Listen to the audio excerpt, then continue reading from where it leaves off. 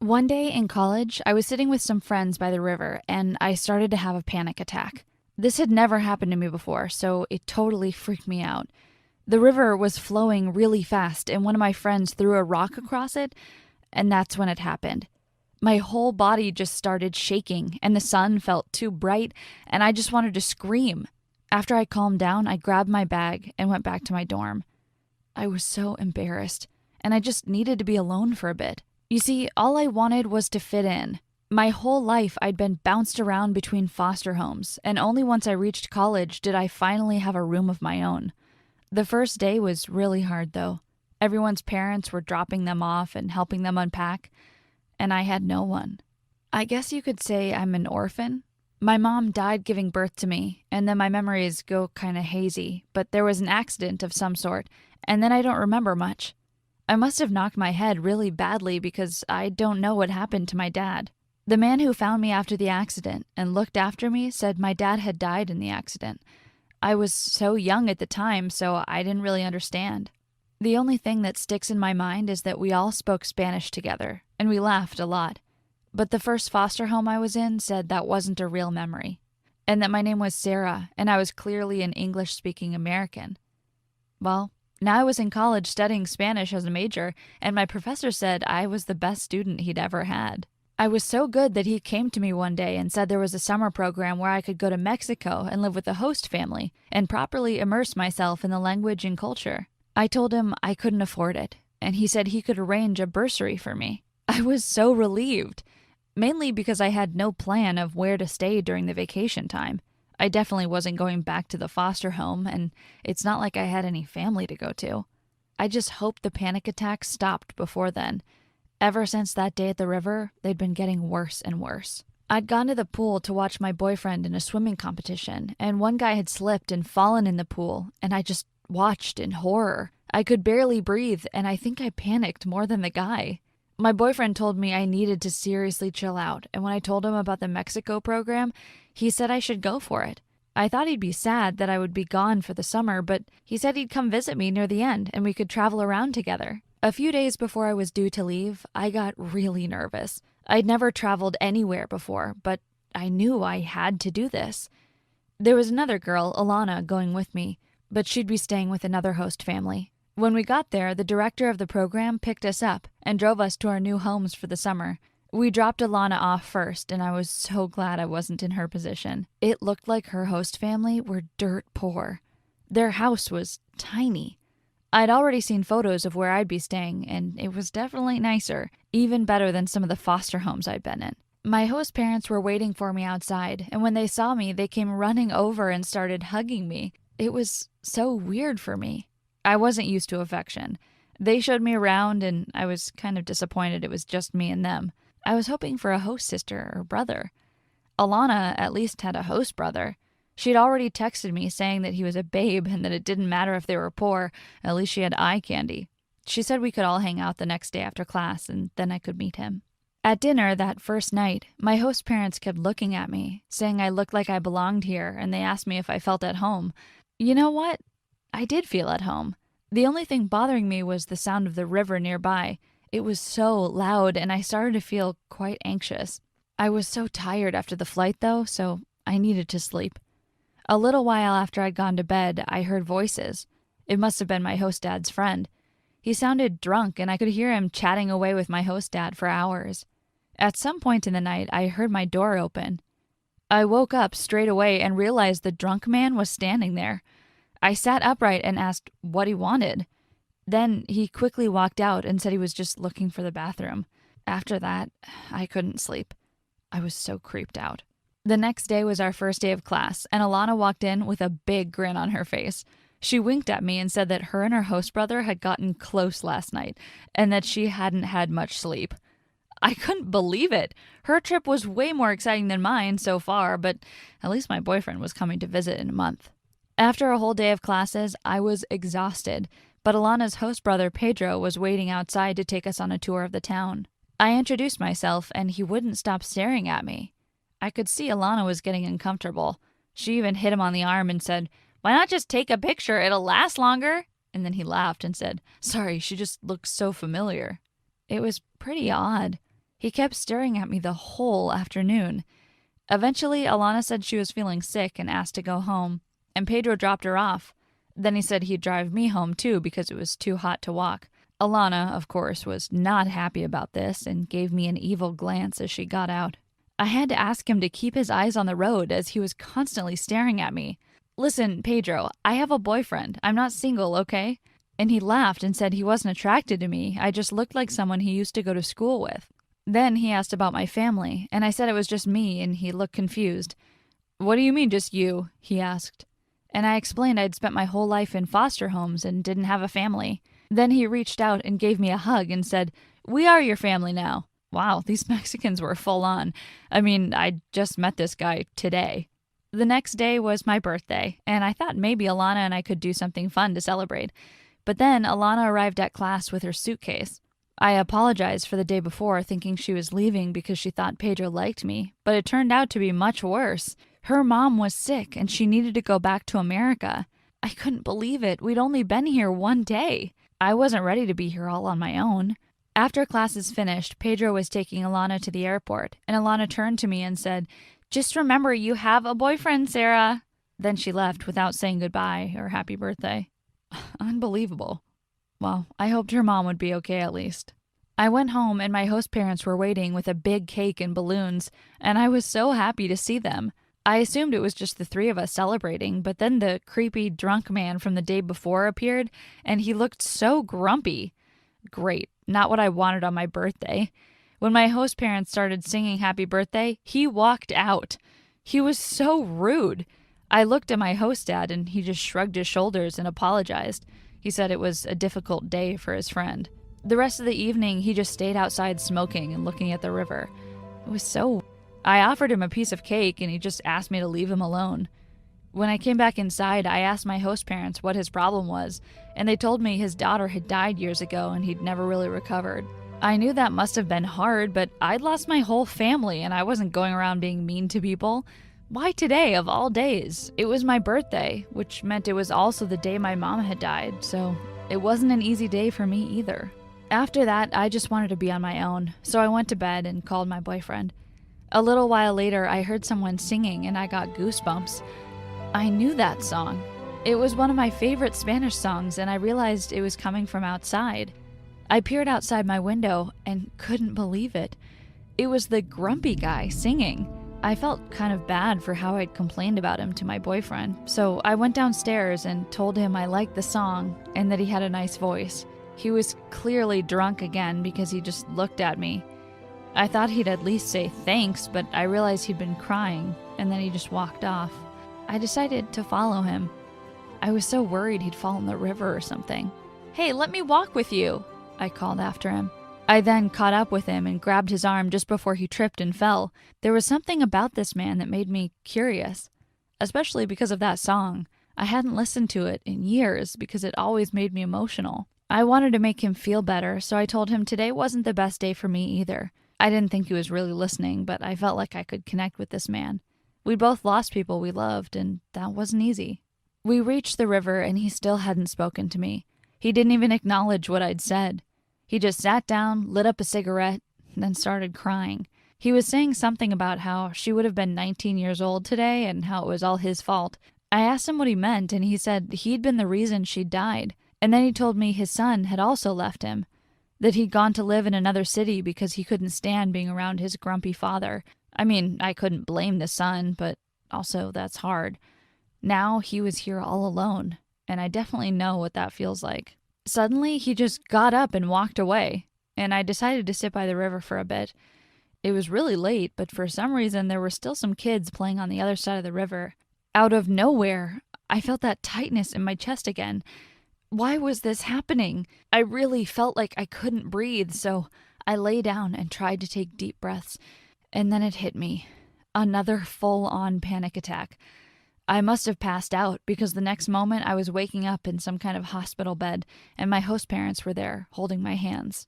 The doctor came in and said I'd be okay and that maybe I just fell and knocked my head, but I knew that wasn't what had happened.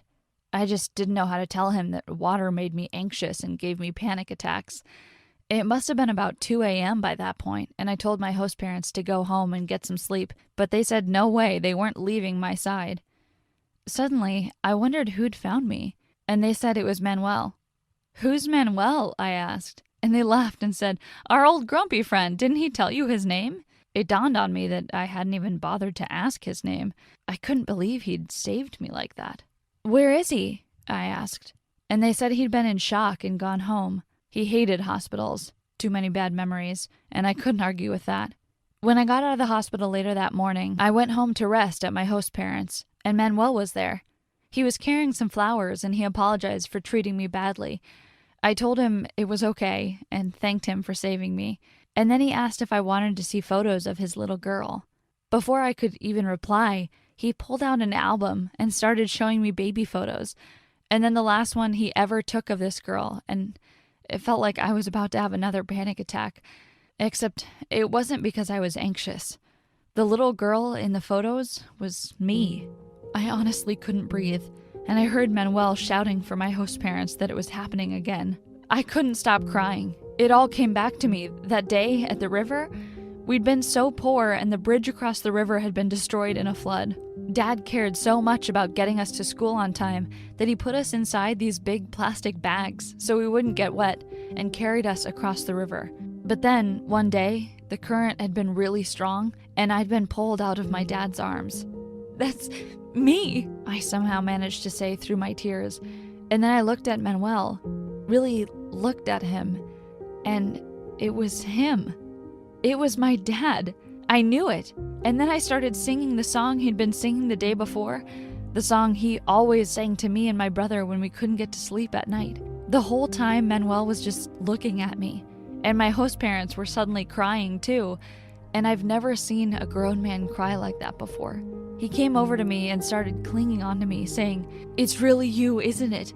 I wanted to believe you were still alive, but this is like a miracle. I can't believe it." That day turned out to be the craziest day of my life. I came to Mexico to work on my Spanish, and now I was being reunited with my dad, who I thought had died.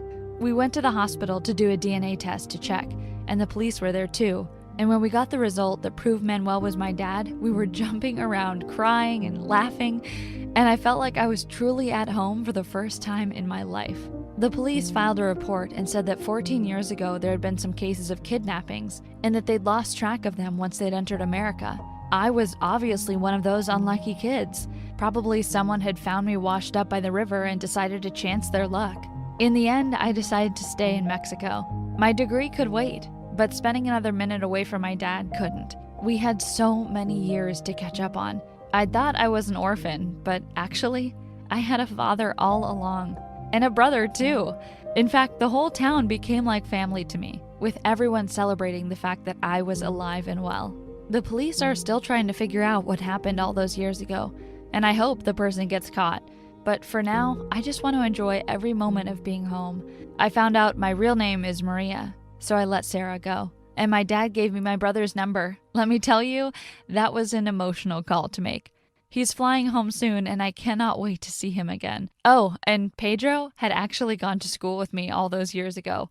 That's why he'd been staring at me. Unfortunately, my boyfriend broke up with me when he found out I wasn't coming back. But hey, Pedro's single.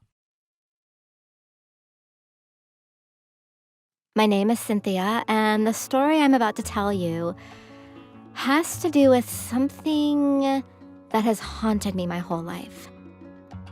It's about my mom. Well, I mean, it's about me too, because it's my story, but can you even begin to imagine what it's like to have a mom who is drop-dead gorgeous? Of course, she would be the center of my story, because she's the center of attention all the time. When I was little, I truly believed my mom was a princess because she was the most beautiful woman I'd ever seen. And even now, at age 50, she still looks incredible. And everyone agrees.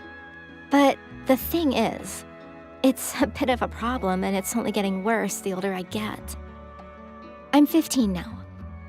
And sometimes I think people only want to be my friends so that they can take selfies with my mom and hang out with her and give beauty tips. Whenever my friends come over to hang out, They always linger around my mom, and I've started to think they like her more than me. Just before my last birthday, the most popular girls in school tried to befriend me, and I know it was only because of my mom. It's sickening. And it gets worse. You see, I was dating this guy called Ryan, and he was super sweet. We spent every weekend together at his parents' cabin in the mountains, and I can't deny I was pretty smitten. Everyone said we made such a cute couple. I sometimes felt a bit self-conscious about the way I looked. I mean, he was definitely out of my league. I'm short, but I have these really long arms that just kind of dangle at my side. And, well, I was pretty nervous for Ryan to meet my mom, so I put it off, and I put it off, until one weekend when he couldn't take it any longer. He demanded to meet my mom, and, well, I couldn't resist. Ryan has these beautiful puppy dog eyes, which make it seem so impossible to say no to. So we agreed to meet at my house on the Saturday afternoon for lunch. That morning, I asked my mom if she wanted to go for a run. I figured that way she might look a little sweaty and her hair might frizz up a bit, and then Ryan wouldn't even notice that she was pretty. But she said she actually had plans, and she might not even be back in time to meet Ryan. I tried hard not to look happy and ran up to my room to get ready. I was so relieved. Ryan and I had such a nice afternoon. We ordered burgers and lay in the garden, and it felt like the best date ever. We must have dozed off because the next thing my mom was standing over us, calling my name. She was wearing a tight red dress, and her hair was all wavy, and was that a new perfume she was wearing? Ryan's eyes almost popped out of his head, just like I'd expected, and he got all nervous. He actually stumbled over his words.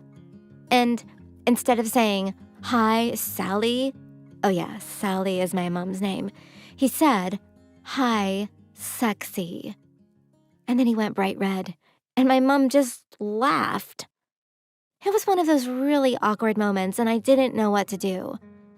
I mumbled that I needed to go wash my face, and I ran off. Was this really happening? Did Ryan fancy my mom?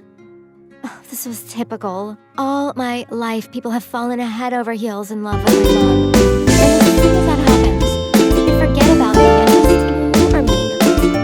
I hear them laughing in the kitchen and clinking glasses.